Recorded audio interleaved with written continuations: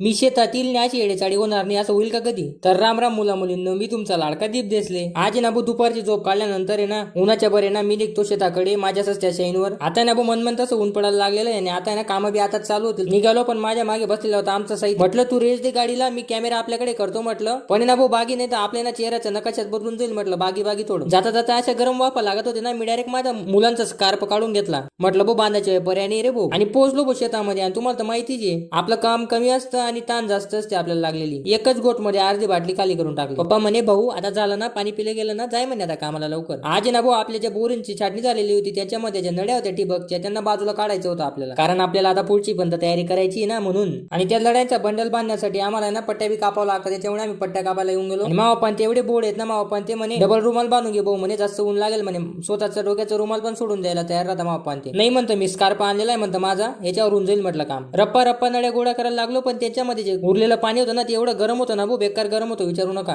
Scarf पण याला डोक्याला बांधलेला होता, पण यानं कामच सुधरत नाही होतं, त्याच्यामुळे डायरेक्ट ना कमरेलाच गुंडाळून घेतला. नड्या बिड्यांना बंडल केलं गेलेलं होतं, आता फक्त पट्ट्या बांधायच्या बाकी होत्या, त्या पटापट बांधून घेतल्या. आणि गाड्याजवळ गेलो होतो, बघतो तो काय मी माझं जे डिप्लोमाच्या कॉलेजचं शर्ट होतं ना ते शेतात वापरायला घेऊन घेतलं होतं. म्हणतो वा वा वा.